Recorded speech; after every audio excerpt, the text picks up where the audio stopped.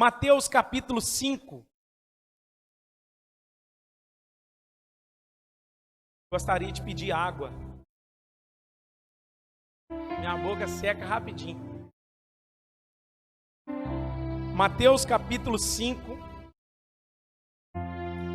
Nós vamos dar a introdução aqui. Nesses dias nós vamos estudar uma sequência de ministrações sobre as bem-aventuranças. Nas células, vai começar terça-feira também os estudos na bem-aventurança. Terça-feira o estudo será sal da terra, características do sal, o que é o sal, para que ele serve. E Jesus está falando, vós sois o sal da terra. Na outra, nós vamos estudar o versículo 14. Vocês são a luz do mundo. Nós vamos estudar também um texto de Colossenses, que Paulo diz que nós temos que resplandecer como luzeiros. E nós vamos estudar, nós vamos estudar também versículo 17 ao versículo 20 de Mateus 5. 4 semanas aí estudando as bem-aventuranças. Eu não vim para destruir a lei, mas vim para cumprir. E hoje nós vamos dar início a essa ministração sobre o Sermão do Monte. Mateus capítulo 5, versículo 1, 2 e 3. Quem achou, diga amém. Diz assim a palavra do Senhor. Vendo Jesus as multidões, subiu ao monte, e como se assentasse, aproximaram-se os seus discípulos. E ele passou a ensiná-los, dizendo, verso 3, bem-aventurados os humildes de espírito, porque deles é o reino dos céus. Fala comigo de novo. Bem-aventurados os humildes de espírito, porque deles é o reino dos céus. Pai, obrigado pela tua palavra. Pedimos ao Senhor que fale conosco, nos fortaleça, nos dê graça e nos instrua de acordo com a tua vontade. Glorifica o teu nome na ministração dessa santa palavra do Senhor. Fale aos nossos corações. É essa oração que fazemos a ti, em nome de Jesus. Amém. Irmãos, bem-aventurados os humildes de espírito, porque deles é o reino dos céus. Esse é o tema da pregação hoje. Algumas traduções diz, bem-aventurados os pobres de espírito. Alguém tem essa tradução aqui, os pobres? Bastante gente. Outras traduções diz, felizes os espiritualmente pobres. Alguém tem essa tradução também? Espiritualmente pobre. Poucas pessoas têm, mas tem 3 traduções aí mais atualizadas. Bem-aventurados humildes de espírito, bem-aventurados pobres de espírito e bem-aventurados os espiritualmente pobres. O Sermão do Monte é um sermão ministrado pelo próprio Jesus Cristo. Algumas pessoas vão dizer que esse sermão é um dos sermões mais importantes da história que já foram ministrados nessa terra. Mateus capítulo 5, Mateus capítulo 6 e Mateus capítulo 7 compõem as bem-aventuranças ou o Sermão do Monte. Esse sermão foi proferido, ministrado pelo próprio Cristo, o nosso Senhor. Ele traz muitos ensinamentos dentro desses 3 capítulos.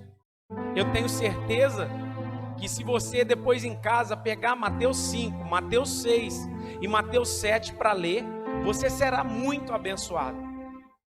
Olha comigo Mateus capítulo 7, no versículo 28.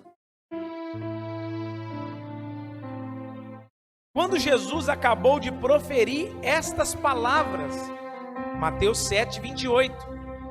Quando Jesus acabou de proferir estas palavras, estavam as multidões maravilhadas da sua doutrina, porque ele as ensinava como quem tem autoridade e não como os escribas. Jesus ele ministra Mateus 5, Mateus 6 e Mateus 7, trazendo alguns ensinamentos. Mahatma Gandhi vai dizer que se todos os textos sagrados se perdessem e esses 3 capítulos se mantessem, então nada teria se perdido. Porque a essência que existe dentro desses 3 capítulos é a base do nosso cristianismo. Jesus aqui, ele sobe ao monte para fazer um paralelo como Moisés. Na lei, todos nós sabemos que Moisés sobe ao monte e lá ele recebe os mandamentos de Deus, a Torá, o Pentateuco ali, que é os 5 primeiros livros da Bíblia, dentre eles a lei. Moisés recebeu a lei de parte de Deus. Jesus ele sobe ao monte com a intenção de fazer um paralelo da lei de Moisés com uma nova lei que ele estava agora aplicando. O verso 17, se você ler do capítulo 5, vai dizer: não penseis que vim revogar a lei ou os profetas. Não vim para revogar, vim para cumprir. Jesus ele não veio para destruir a lei. Jesus ele não veio para aniquilar a lei. A intenção de Jesus agora, ao ensinar e fazer o paralelo da lei, ele está ensinando e acrescentando algo na lei, uma nova forma de ver, uma nova forma de agir, uma nova forma de obedecer, uma nova forma de viver aquilo que Moisés havia proposto no passado, nos 10 mandamentos. E Jesus aqui ele faz um paralelo. E o que Jesus está querendo trazer? Qual é a essência? Jesus agora ele acrescenta amor à lei. Ele acrescenta uma nova forma de viver. Repare comigo, por favor, o verso de número 21 do capítulo 5 de Mateus. Olha o que Jesus vai dizer: ouviste o que foi dito aos antigos? Não matarás? A quem matar estará sujeito a julgamento? Eu, porém, vos digo que todo aquele que sem motivo se irá contra seu irmão estará sujeito a julgamento. E quem proferir um insulto a seu irmão estará sujeito a julgamento do tribunal. Quem lhe chamar tolo estará sujeito ao inferno de fogo. Olha o verso de número 27. Ouviste o que foi dito aos antigos? Não adulterarás. Olha o 28. Agora, porém, eu vos digo: qualquer que olhar para uma mulher com intenção impura no seu coração, já adulterou com ela. Verso 33. Também ouviste o que foi dito aos antigos: não jurarás falso, mas cumprirás rigorosamente para com o Senhor os teus juramentos. Eu, porém, vos digo: de modo algum jureis, nem pelo céu, por ser o trono de Deus. Verso 38. Ouviste o que foi dito aos antigos? Olho por olho, dente por dente. Eu, porém, vos digo: não resistais ao perverso, mas o que te ferir na face direita, volta-lhe também a outra. Olha o paralelo de Jesus aqui. O que estava escrito na lei? A lei estava escrita assim, ó: não adulterarás. Se você adulterar, você vai morrer. Por isso que aqueles homens em João 8, eles vão pegar aquela mulher em adultério e querem apedrejar ela.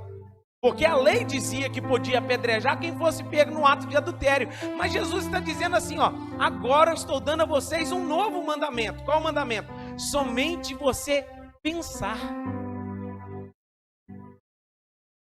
em ter uma atitude com a mulher do próximo, você já pecou, você já adulterou. Os ensinamentos de Jesus são mais sérios. Você viu o que foi dito? Olho por olho, dente por dente. Agora eu te digo, dê outra face. Você ouviu o que foi dito lá nos 10 mandamentos? Está escrito, não matarás. Mas se somente você odiar o seu irmão, você está sujeito a ir para o inferno. É sério. Os ensinamentos de Jesus são mais sérios do que nós imaginamos. Ele faz esse paralelo aqui, nesses capítulos, ensinando uma nova forma de ver a lei, uma nova forma de viver na lei. Esse é o paralelo. Então, Jesus agora ele vai começar essas bem-aventuranças com essa palavra, bem-aventurados ou felizes. Essa palavra bem-aventurados, ela pode ser traduzida no grego como makarios, que é algo acima de uma felicidade normal. O que é essa palavra makarios? É extremamente feliz. A pessoa que está vivendo as bem-aventuranças, ela somente não é feliz, ela é extremamente feliz. Sabe o que eu vejo dentro dessa palavra? Jesus está trazendo alguns ensinamentos. E olha só, aos ensinamentos de Jesus, no capítulo 5. Bem-aventurados os humildes, porque deles é o reino dos céus. Aí o verso 4 ele diz, bem-aventurados os que choram, porque eles serão. Mas aí eu faço uma pergunta, como é que pode uma pessoa que está chorando ser feliz? Ele está dizendo, bem-aventurados os que choram. Ele está dizendo assim, felizes é os que estão chorando. Mas como uma pessoa que está chorando está feliz? O verso 10 vai dizer assim, ó, bem-aventurados os perseguidos, porque deles é o reino dos céus. Mas como alguém perseguido é feliz? Como alguém perseguido consegue viver em extrema felicidade? Aqui eu aprendo algo, que ser é diferente de estar. Fala comigo, ser é diferente de estar. Porque o ser, você é uma atitude contínua. O estar é passageiro. Exemplo, você está feliz hoje? Quem está feliz? Você está feliz. Amém? Aí eu posso perguntar, você está triste hoje? Qual é o seu estado? Tristeza. Mas não quer dizer que você é uma pessoa triste. Você sempre ser triste. Existe uma diferença entre ser e estar. Jesus ele está prometendo algo assim, bem-aventurados os que choram. Felizes são os que são perseguidos. Felizes são os humildes de espírito, os pobres de espírito. Aqui, irmãos, nós precisamos aprender que o ser é diferente de estar. Uma coisa é você estar vivendo um momento de tristeza, angústia, tribulação, mas isso não quer dizer que você é isso que você está passando. Talvez você chegou aqui nessa noite triste, angustiado, abatido por uma certa situação na sua vida, mas não quer dizer que você é triste. E a palavra do Senhor, ela vai dizer que eu e você somos bem-aventurados. Então entenda, ser é diferente de estar. E a alegria aqui que Jesus está prometendo não é a alegria do momento, é a promessa que se é feita na alegria. Porque o consolo aqui não é o estado que você está. Eu estou sendo perseguido, mas eu sou alegre. Por quê? Porque o reino dos céus me espera. Eu estou chorando, mas eu não sou triste. Por quê? Porque eu serei consolado. Eu sou um pobre de espírito, mas não quer dizer que eu sou triste pelo fato de ser assim. Meu é o reino dos céus. Então, dentro desse paralelo que Jesus está ensinando, existe a diferença entre ser e estar. Você pode até passar num estado de tristeza, mas não quer dizer que você é sempre assim. Então Jesus ele está dizendo, bem-aventurados os humildes de espírito. Outras traduções diz, pobres de espírito. E é uma coisa interessante a gente analisar o que é a verdadeira alegria. Você já parou para pensar o que é a verdadeira alegria? Talvez você pense assim: quando eu realizar o meu sonho, eu serei feliz. Quando eu casar, eu serei feliz.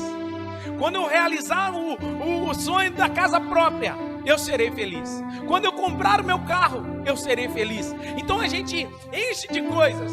Eu gostaria de te dizer nessa noite: desembola, pastor,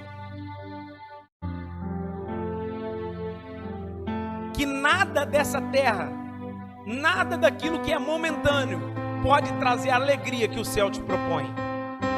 Você quer ver uma coisa, um exemplo na palavra? Salomão, ele diz assim: dá bebida forte aos que estão em amargura de espírito. Deu, não resolveu. Salomão, 700 mulheres e 300 concubinas. Tem gente que não está dando conta nem de uma, imagina 700. Está dando trabalho danado. Ele pensou um tempo da vida dele que a alegria estava no vinho, mas ele percebeu que não. Aí ele pensou que uma alegria na vida dele eram as mulheres. Ele viu que não. Ele pensou um tempo da vida dele que ter fama, riqueza, sabedoria, poder, dinheiro resolveria tudo na vida.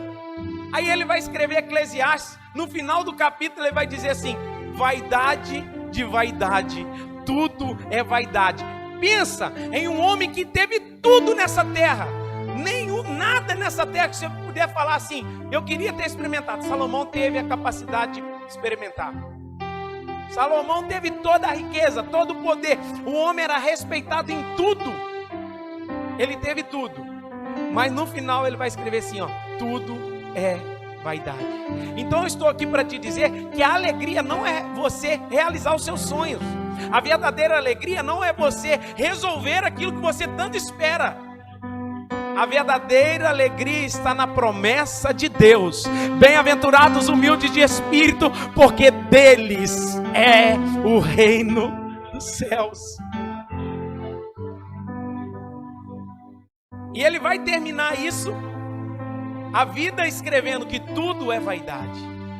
Tudo não passa de vaidade. Então quando você achar que... Tem gente que é assim: quando eu tiver aquele sonho, aí o sonho chega, continua triste. Quando eu tiver a minha casa, construir a minha casa, continua triste, porque é um estado.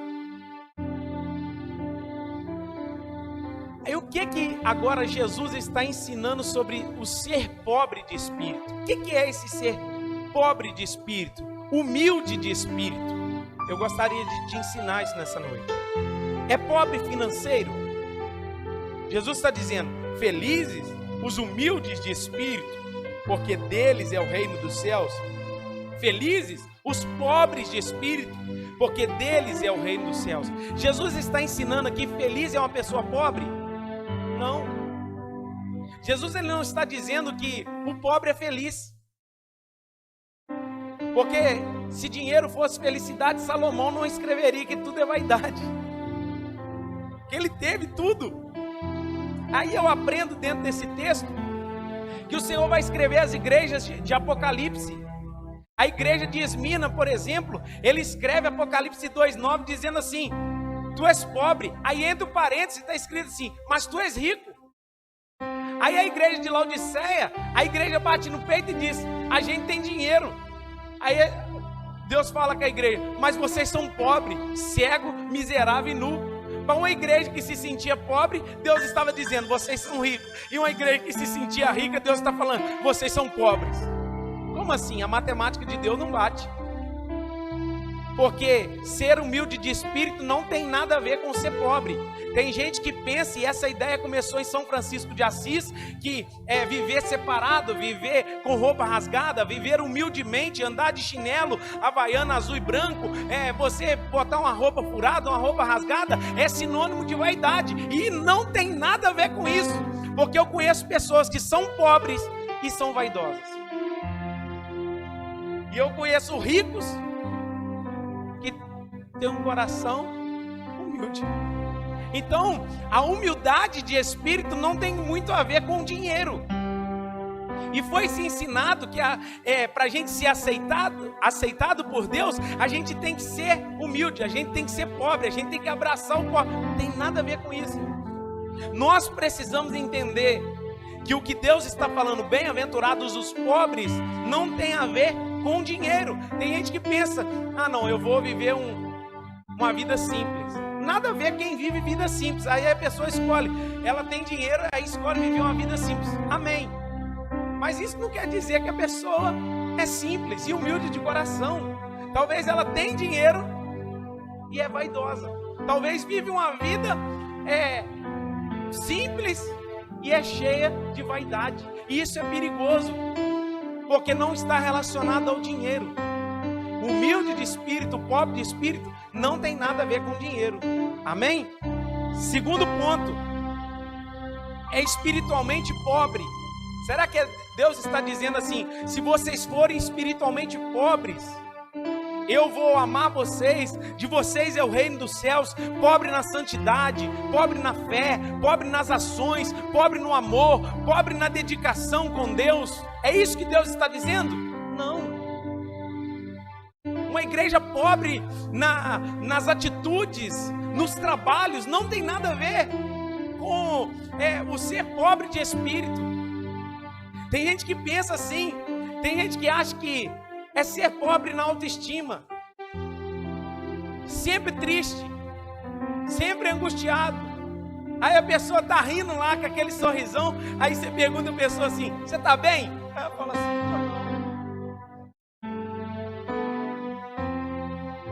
a pessoa está no auge, você olha para ela, parece que está na alegria, aí você pergunta, e aí, como é que você está? Perguntou como é que você está, deu motivo para autoestima.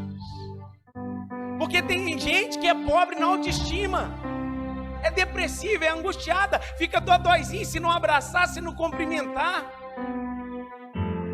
Então Jesus ele não está dizendo nada disso. O que Jesus está querendo ensinar aqui então, se você não é pobre financeiro, você é pobre espiritualmente, é pobre na autoestima, o que pode ser aplicado nesse pobre de espírito? Vamos lá, o que é ser pobre de espírito? Pobre de espírito pode ser traduzido na Bíblia como duas palavras. Penês, no grego, que significa pobre que tem o básico. Você conhece alguém assim? É pobre, mas tem o básico. É pobre, mas sempre tem alguma coisa. Esse é o pobre penês, que é traduzido aqui. É pobre, mas sempre tem alguma coisinha. Nunca falta nada, nunca tem necessidade, ok? O segundo pobre que aparece na Bíblia é tokos, que significa o miserável, o mendigo, o pobre que não tem absolutamente nada, o pobre que depende de ajuda dos outros para viver, que ele está naquele lugar miseravelmente precisando de um apoio, de uma ajuda. E qual é o dos dois que Jesus usa aqui nesse texto? Jesus está usando o pobre tokos, bem-aventurado tokos de espírito. Ele está dizendo assim, ó, bem-aventurado aquele que se encontra num estado miserável diante de Deus. Bem-aventurado é aquele que olha para as suas misérias e diz, eu dependo do Senhor. Bem-aventurado é aquele que não tem absolutamente nada, ele só tem Deus e a sua misericórdia. Talvez você se encontre assim nessa noite. Você chegou aqui pobre de espírito, clamando, Deus, talvez pode ser meu último dia. Deus, eu sou um miserável, eu sou um pecador, eu sou pobre, cego, miserável, nu, eu não sou nada. Talvez é esse pobre que Jesus quer olhar para dentro do meu coração e do seu coração e encontrar. Ser pobre de espírito é aquele que chega diante de Deus vazio. Ser pobre de espírito é aquele que não tem absolutamente nenhuma característica que pode bater no peito e dizer, Deus, obrigado porque eu tenho isso. Vocês lembram da palavra que eu ministrei aqui no culto ao ar livre? O fariseu e o publicano? Por que Jesus batia de frente com os fariseus? Porque sempre eles estavam apoiados na sua sabedoria, naquilo que eles faziam. Não, graças te dou, Senhor, porque eu jejuo 2 vezes na semana. Graças te dou, Senhor, porque eu dou o dízimo de tudo quanto tenho. Graças te dou, Senhor, porque eu participo das orações.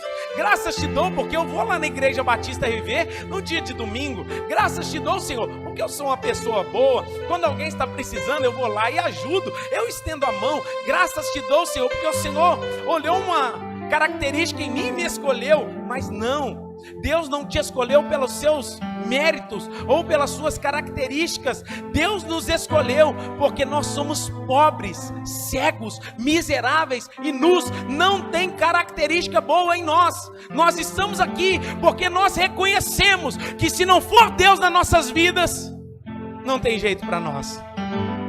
E tem gente que pensa que não, eu sou uma pessoa boa, por isso que Deus me escolheu. Deus não te escolheu para ser bom. E ele batia de frente com os fariseus e aceitava os publicanos, os pecadores, as prostitutas. Por que Deus assentava com eles, comia com eles, conversava com eles? Porque eles assumiam a sua fraqueza. Enquanto os fariseus batiam no peito e falavam: eu não sou tão ruim assim. Marcos Paulo falou aqui na quinta-feira que até a nossa religiosidade tem pecado. Até a nossa vida com Deus, não é isso?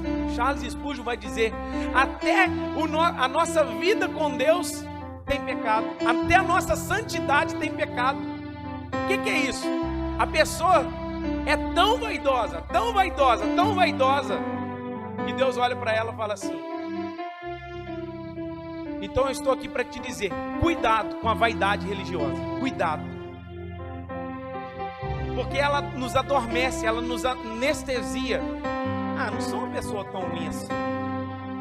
Ah, Deus também me escolheu porque, na verdade, eu merecia, né? Na verdade, eu estou na igreja porque eu sou uma pessoa legal. Deus olhou para mim e viu características boas em mim. Não, não é assim que Deus pensa. Não é assim que Deus olha. Cuidado com a sua vaidade religiosa. Pelo fato de ser crente, batizado, tomar a Santa Ceia, achar que você é melhor que alguém. E eu vou te dizer, no céu nós vamos ter muita surpresa. Talvez nós não vamos encontrar com muita gente que congregou com a gente e vão encontrar com muita gente que nunca pisou em igreja. Cuidado. O ladrão da cruz, Jesus inaugurou o céu com ele. Nunca tinha pisado numa igreja, nunca tinha sido batizado, nunca falou em língua estranha, mas foi para o céu. Cuidado com a sua vaidade religiosa. O que é ser pobre de espírito? Eu vou dar alguns exemplos aqui. Ser pobre de espírito é aqueles que são reduzidos a nada. Você não tem nada para apresentar, é só você e um coração miserável. Quem foi pobre de espírito na Bíblia, pastor? Moisés. Deus aparece para ele numa sarça ardente e fala com ele: Moisés, levanta que eu tenho uma obra com você. Aí ele vai dizer para Deus assim: Deus, eu não posso ir, porque eu não sei nem falar. Pobre de espírito é esse homem que reconhece que nem falar consegue. Vai que eu estou contigo, Moisés. Quem está te chamando garante. Ei, eu vou te falar, talvez vocês se encontram aqui nessa noite, está aqui, não sabe nem falar, mas Deus está falando assim: se você é pobre de espírito, eu te escolhi, eu vou encher a sua boca. Aleluia! Não está baseado naquilo que você sabe, naquilo que você tem. Você quer ver outro pobre de espírito? Pedro. Jesus fez um milagre, encheu 2 barcos de peixe. Aí o texto vai dizer que quando os barcos encheram, Pedro gritou assim: afasta-te de mim, porque eu sou pecador, e mergulhou. Isso é ser pobre de espírito, que reconhece que diante de um milagre ele não teve participação nenhuma, ele não teve mérito nenhum, é Deus na vida dele. Isso é ser miserável de espírito. O que é ser miserável de espírito? É dizer como Jeremias disse aquele dia: mas Senhor, eu não passo de uma criança. Como é que eu vou liderar? Como é que eu vou ser profeta? Como é que eu vou falar uma mensagem do Senhor? Eu não passo de uma criança. Vai, Jeremias, porque eu te escolhi desde o ventre da sua mãe. Aleluia. que é ser pobre de espírito? É dizer como Gideão disse: a minha tribo é a menor de Israel, e a minha casa é a menor, eu sou o menor da minha casa, não tem condições. Tem, Gideão, eu olhei para você e eu quero você. Porque não é pelos seus méritos, não é pela sua sabedoria, não é por aquilo que você está fazendo, é porque Deus olhou a miséria do seu coração e disse: eu vou usar. Quer ver outro exemplo de pobre de espírito? Paulo. Romanos 7:25, ele vai dizer: miserável homem que sou, quem me livrará do corpo dessa morte? Paulo está dizendo assim: Deus, se o Senhor não for na minha vida, o que será de mim? Se o Senhor não me capacitar, o que será de mim? E talvez você olhe para as suas condições e está se sentindo: eu sou um miserável, e Deus está olhando do céu: vai que eu sou contigo. Talvez você olhe para as suas habilidades: eu não tenho habilidade, mas Deus está dizendo: eu sou contigo. Talvez você olhe para a sua capacidade e diz: eu não tenho capacidade, e Deus está falando: eu sou contigo, aleluia. Porque existem momentos na nossa vida que a gente passa por situações que a gente pensa: não tem jeito, eu não tenho capacidade para isso. Eu não tenho essa capacidade toda. Mas a Bíblia diz que Deus escolheu as coisas loucas desse mundo para confundir os sábios, para que nenhuma carne se glorie diante dele. Ele vai confundir a mente de todo mundo, porque como Deus olha, assim como ele escolheu Davi, eu não olho como o homem olha. O pobre de espírito é aquele que olha para as suas fraquezas, para as suas debilidades, para a sua pequenez, e ele está vazio diante de Deus e dizendo: eu não tenho condições, eu não posso, eu não vou, eu não faço. Aí Deus está dizendo atrás: vai, faz, fala, eu estou contigo, eu sou na sua vida, eu vou te capacitar, eu vou te encher, eu vou ser com você. É esse aí que Deus honra. Quer ver um pobre de espírito? Paulo, Filipenses 3, abra comigo se você puder.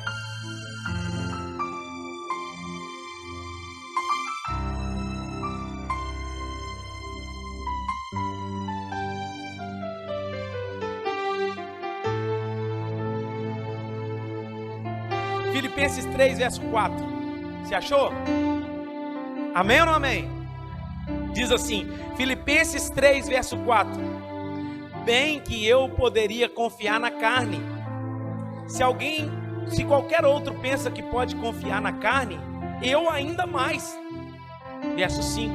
Circuncidado o 8º dia, da linhagem de Israel, da tribo de Benjamim, hebreu de hebreus, quanto à lei fariseu, quanto ao zelo, perseguidor da igreja, quanto à justiça que há na lei, irrepreensível. Olha o verso 7. Mas o que para mim era lucro, isto considerei perda por causa de...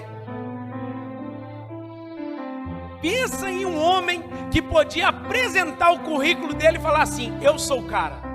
É esse aí. Ele começa no verso 4 dizendo assim, ó: bem que eu poderia confiar na carne, mas eu não faço isso, porque eu tenho todas as qualidades, eu tenho toda a capacidade. O meu currículo é PhD espiritual, é reverendo. Eu sou um reverendo. Paulo podia dizer: eu tenho todas as características que você pode olhar para um homem de Deus e falar assim: esse homem de Deus precisa ter. Eu tenho. Mas ele nunca fez isso. Sabe o que ele faz? Eu considero tudo isso que eu tenho perda, porque todo o meu currículo diante de Deus não é nada. Esse é o pobre de espírito. Ele tem dinheiro, mas ele está servindo. Pobre de espírito. A conta dele está gorda, mas ele continua servindo. Ele tem um carro do ano, mas ele continua servindo. Ele tem condições financeiras, mas ele continua servindo. Ele tem tudo que pode falar no mundo espiritual, mas ele continua servindo. Ser pobre de espírito é não basear no nosso currículo, na nossa sabedoria, naquilo que temos, mas basear naquilo que Cristo fez por nós. O que para mim era lucro, o que para a religião era lucro, eu considerei perda por causa de Cristo Jesus. Ser pobre de espírito é dizer como Isaías disse: ai de mim que vou perecendo, eu sou pecador. Ser pobre de espírito é chegar vazio diante de Deus. Chegar vazio dizendo: Deus, se não for a tua graça. É saber que Deus não te escolheu pelas suas capacidades, é saber que Deus não te escolheu pelos seus méritos. Eu vou dizer, irmãos, se fosse pelos méritos, talvez um doutor que tinha que estar com esse microfone na mão, porque nem estudar eu estudei, mas não é por aquilo que eu tenho, não é por aquilo que eu sou, não é por aquilo que eu estudei, é pela misericórdia e graça de Deus na minha vida. Eu quero liberar uma palavra sobre a sua vida. Deus vai te colocar em lugares, quando você olhar para trás, você vai dizer: eu não tive condições de chegar onde eu estou, porque foi Deus na minha vida, foi o Senhor que me capacitou. Você pode bater no peito, ninguém aqui pode bater no peito e dizer: eu sou o resultado de todo esse sucesso que eu estou vivendo. Não, é Deus, é a misericórdia de Deus. Nós estamos com a rádio funcionando, não é nossa capacidade, pastor Everton, é Deus. O site da igreja está funcionando, não é nós, é Deus. A obra está a todo vapor, não é nós, é Deus. É o Senhor, porque dele, por ele, para ele são todas as coisas. Quando você chegar lá na frente, na humildade do Espírito, no sendo pobre de Espírito, você vai olhar para trás e vai dizer assim: nada foi eu, foi Ele. Oh, irmãos, o desafio do pastoreio é grande demais. É grande o desafio do pastoreio. Se Deus não for na vida do homem de Deus, irmãos, se Deus não capacitar, se Deus não encher de graça, ele desanima na primeira curva. Mas a gente sabe que tudo acontece não é pela nossa capacidade, não é por aquilo que nós temos, é por Ele. Isso é ser pobre de espírito. Chegando aqui para pregar vazio de mim mesmo e cheio de Deus. Chegando para cantar vazio de mim mesmo e cheio de Deus. Eu vou sair para a rua para ministrar a palavra e evangelizar vazio de mim mesmo e cheio de Deus. Eu vou sair para pregar na minha cela vazio de mim mesmo e cheio de Deus. Cuidado com a vaidade no qual você apoia naquilo que você sabe. Teve um dia, a gente, pregador, tem o nosso ritual. O ritual de oração para pregar. E às vezes a gente pensa assim: se eu não orar, o treino flui. Se eu não orar, o treino acontece, não é? A gente tem essas noias e pensa que é apoiado na minha oração que as coisas vão acontecer. Claro que o homem de Deus tem que viver na oração. E um dia eu cheguei muito cansado. Eu falei assim: meu Deus, eu não estou conseguindo preparar o sermão. Não está fluindo nada, não tem nada na minha mente. E Deus, tem misericórdia. Só que eu estava muito cansado, minha mente muito cansada. O que eu fiz? O Espírito Santo, fui lá naquele salmo bem-aventurado, enquanto eles dormem, Salmo 127. O Senhor trabalha enquanto eles dormem. Falei: Deus, eu vou dormir, seja o que Deus quiser. Dormi. Acordei com um texto no meu coração, fala assim: é esse texto que eu vou pregar. E preguei, irmão. E tem vez que aí você fala assim: meu Deus, Deus sacode todo mundo, quebranta todo mundo, para a gente entender que não é na nossa oração. Claro que nós devemos orar, mas talvez você precisa descansar e fazer a vontade de Deus. Agora, como eu sei? A pergunta para a gente encerrar, fazendo assim: como eu sei que eu sou pobre de espírito? Pergunta para o irmão que está do seu lado: você sabe detectar se você é um pobre de espírito?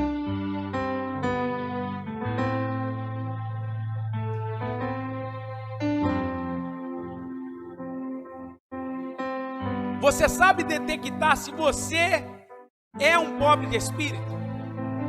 Talvez eu estou pregando aqui e falo assim: meu Deus, e aí? Para me saber se eu sou pobre de espírito ou não. Primeira coisa que eu quero abordar para você saber se você é pobre de espírito. Olha só o que diz: quando a base na aceitação de Deus na sua vida não estão nos seus méritos, e sim nos méritos de Cristo. Ok? Você não foi aceito pelos seus méritos, Você foi aceito pelos méritos de Cristo. Você é um pobre de espírito quando você vive na íntegra, Efésios 2:8. Pela graça sois, não vem de, é dom de Deus. Então você está aqui, não é porque você tem qualidade. Eu estou aqui pregando, não é porque eu tenho qualidade. Nós estamos servindo a Deus, não é porque Deus está olhando para a gente e se agradando de nós. É porque Ele, na sua infinita misericórdia, nos amou primeiro. E Ele nos alcançou. Então nós não podemos dizer assim: é nos meus méritos, é na minha capacidade, é na minha sabedoria, é por eu ser uma pessoa de caráter, é por eu ser uma pessoa boa. Nada disso. Você é um pobre de espírito quando você vive pela graça, quando você vive na misericórdia de Deus, não é na sua capacidade. Nós fizemos uma reunião ontem lá na roça, talvez alguns irmãos viram fotos, cada um compartilhando uma experiência, a Jéssica, o Corá, o Paulo, o Dinei, a Regiane, todo mundo ali falando das experiências que já viveram, e só Deus para ter misericórdia com a turma. Cada um contando uma coisa, e eu falei assim: meu Deus, olha que loucura. Eu vou contar a minha, eu não fiz nada disso que vocês fez, mas eu sou pecador igualzinho. Sabe o que me diferencia de vocês? Nada. Eu sou tão ruim quanto vocês. Tem a pessoa que fez uma atrocidade, fez algo errado, fez de tudo errado. Aí tem a pessoa que está dentro de casa agora, está no mesmo nível. Se não aceitar Jesus, não tem céu para ela. Vai para o mesmo inferno que o matador. Porque se não render a vida ao Senhor e entender: Deus, eu não tenho capacidade, eu não sou nada, eu não posso nada, é Deus a minha vida. Enquanto você não entender isso, você não será aceito por Cristo. Eu conheço pessoas de caráter, tem muito caráter, paga as contas, faz tudo direitinho. A pessoa, você olha para ela, é exemplar, um bom pai de família, e acha que é uma pessoa boa e Deus vai aceitar ela. Não é assim. O nosso pensamento não são os pensamentos de Deus. Então o primeiro ponto para saber se sou pobre de espírito é saber que Deus me aceitou não é pelos meus méritos, é pela misericórdia e graça dele. Amém? Segundo ponto para saber se eu sou pobre de espírito é quando o seu coração está desprovido de qualquer vaidade desse mundo. Pastor, o que é essa vaidade aí que você queria falar? Como eu disse no início, tem pessoas que são vaidosas no coração e não deixam transparecer que são. A Bíblia vai dizer que existem. O rico, por exemplo, ele tem algum prazer. Sabe qual que é o prazer do rico? Olhar e saber que tem. Eu nunca tive esse prazer.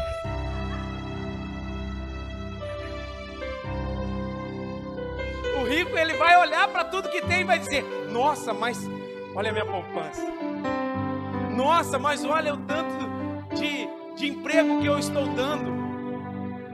Nossa, mas olha o que eu adquiri, o carro que eu ando, o avião que eu tenho, isso que eu tenho, a lancha que eu tenho, o iate que eu tenho. Eu posso fazer tudo, pode, na verdade, mas o único prazer do rico é olhar e saber que tem.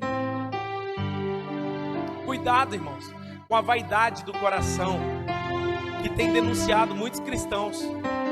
Pastor, é errado vestir roupa bonita para ir na igreja? Não, não é errado. Cuidado com o seu coração na vaidade. Cuidado. Pastor, é errado eu ter um carro de luxo? Não, cuidado só com a vaidade. Tem gente que entra dentro do carro de luxo e se transforma. Tem gente que acha que está com rei na barriga e é melhor do que todo mundo. Cuidado. Não é errado você andar bem pronto, não é errado você estar bem arrumado, você ter carro do ano, ter uma casa boa, nada disso é errado. É errado o seu coração estar cheio da vaidade. Isso é errado. Tem pessoas que têm muito dinheiro, muito dinheiro, muito dinheiro. Eu conheço pessoas assim, que a única coisa que elas têm é dinheiro, não tem mais nada.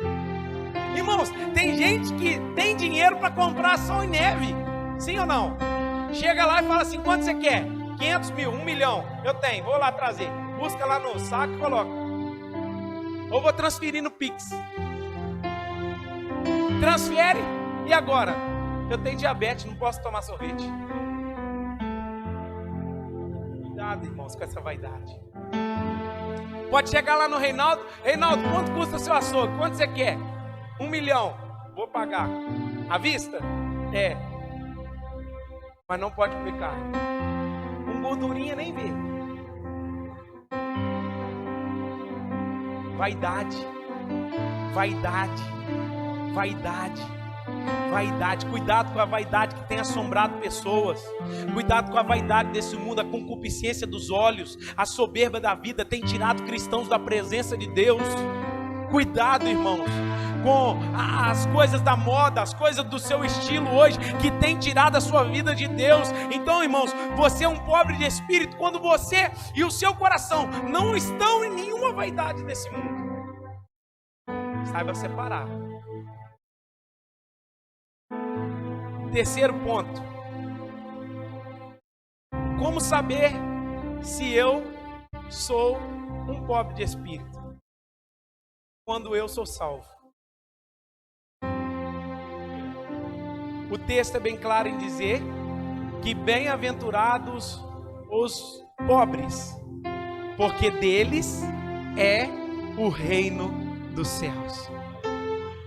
Irmãos, bem-aventurados os pobres, porque deles é o reino dos céus. Se você quer saber se você é pobre de espírito, você é salvo. Eu te pergunto, você é salvo? Tem gente que pensa assim, pastor, mas quando Jesus voltar eu vou para o céu, eu vou viver lá no céu, eu vou contemplar o céu. Não! A nossa esperança realmente é o céu, mas a maior esperança de um cristão é Jesus na sua vida, porque o céu sem Jesus não tem sentido nenhum. Aí como você vai se relacionar no céu com Jesus que você não se relaciona na terra? Como você vai ter prazer no céu em um Jesus que você não tem prazer nele na terra? Como a gente vai amar um Jesus no céu que a gente não ama ele na terra? Eu vou dizer, para o pobre de espírito, o céu já começou. Ei, o céu já começou. Pergunta para o irmão que está do seu lado, já começou na sua vida? Pergunta para o outro que está do outro lado, já começou o céu na sua vida? Porque o céu não é uma esperança futura, o céu é um estado presente daquele que foi lavado e remido no sangue de Jesus. Você pode ficar de pé no seu lugar?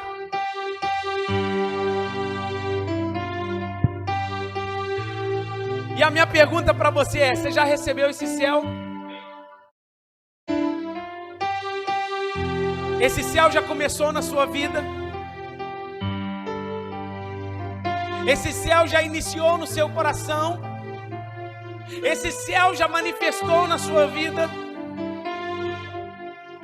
Se já começou, é sinal que você é um pobre de espírito. O pobre de espírito é aquele que tem paz com Deus. Ele vai viver aflição, vai viver tribulação, vai ser perseguido, vai chorar, vai ser angustiado, vai passar problema, vai passar por situações adversas na vida, mas o coração dele sempre estará em Deus. Eu te pergunto, o céu já começou na sua vida? O céu já iniciou no seu coração? Se já começou, é sinal que você é um pobre de espírito. A promessa é, seu é o reino dos céus. Tem alguém que chegou aqui nessa noite e deseja iniciar nessa caminhada, entendendo assim, eu preciso aceitar Jesus para que esse céu comece na minha vida. Eu ainda não vivo a paz plena, eu ainda não estou vivendo essa paz que excede todo entendimento.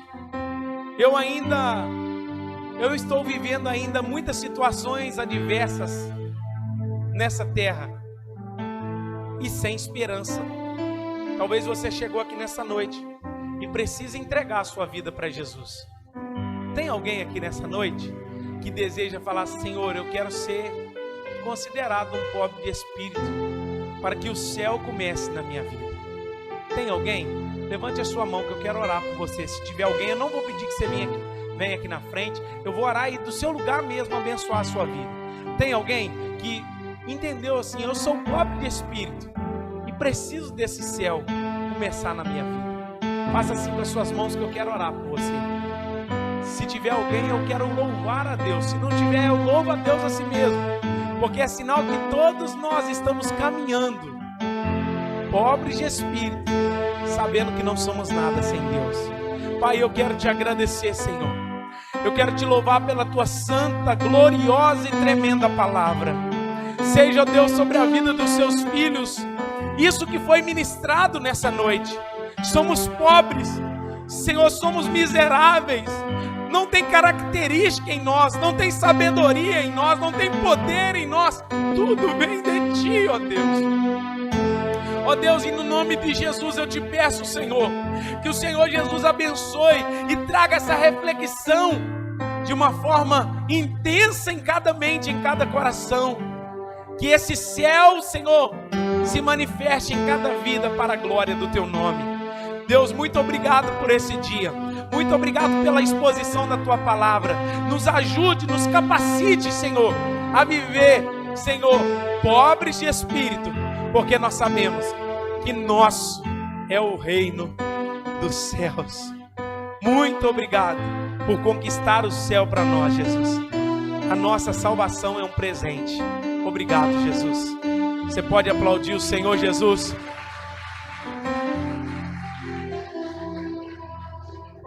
Para ficar gravado, fale para alguém aí: se você é um pobre de espírito, o céu já começou. Amém? Que o grande amor de Deus Pai, a graça salvadora de nosso Senhor e Salvador Jesus Cristo, a doce comunhão e consolação do Espírito Santo de Deus estejam com todos vocês e com todo o povo espalhado na face da terra. E o povo diz: Deus abençoe e tenha uma semana abençoada em nome de Jesus.